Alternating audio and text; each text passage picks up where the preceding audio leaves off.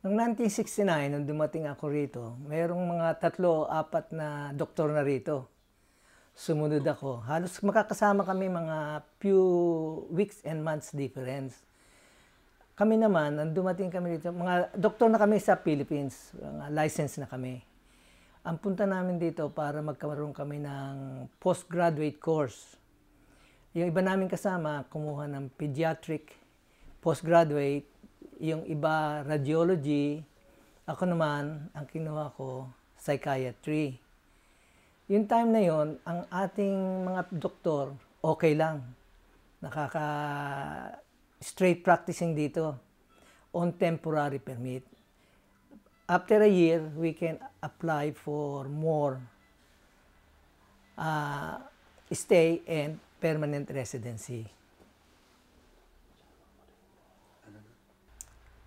Kasi nung makita itong New Zealand, ibang-iba ito sa, alam ko sa Amerika eh. Ang Amerika parang palagi silang naghahabulan at saka rat race.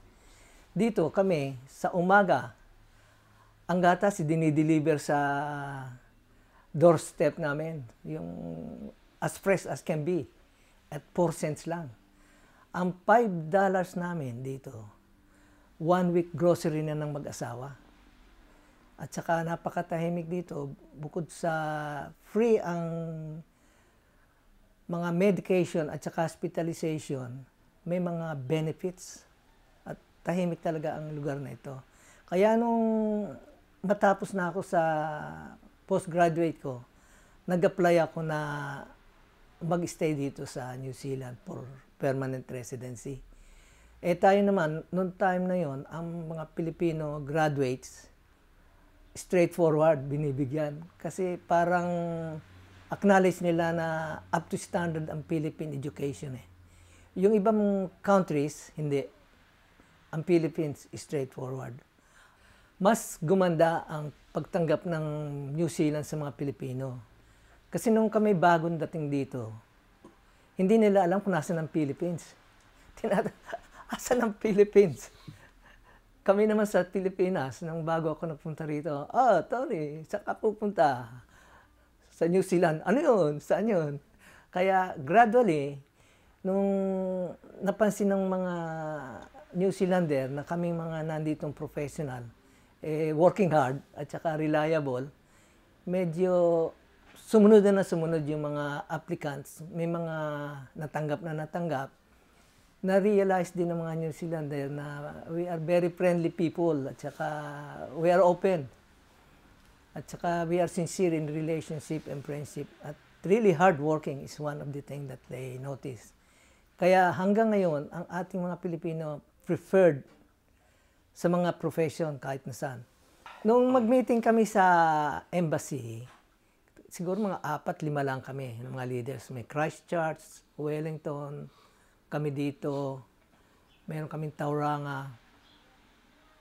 Pinag-usapan namin anong gagawin. Nag-start kaming mag-draft ng how we are going to go about it. The next 3-4 years, kwentuhan lang kasi tuloy-tuloy yung weekend namin every year. By 1994, first meeting namin dito sa Auckland. Meron kaming kung tawagin paligsahan sa Auckland. The same setup. Talagang organized na. Na kami ngayon. Nagda-draft na kami ng Constitution. It was taken few more letters and became the Constitution of our Federation of Filipino Association and Clubs of New Zealand. Kaya naging formal na. At that time, ang embassy, if they have problems, kami tinatawagan. Kasi may networking na. Okay na mga computer noong time na yon. Yung mga professional natin, ang ganda ng mga naging life nila. At saka, just one good example, isa sa mga beverages, international beverages, the poorest quality sa New Zealand. May standard sila eh. Pilipino pinadala rito para i-troubleshoot. Kanyan, chemical analysis and yung mga number 1 beverage.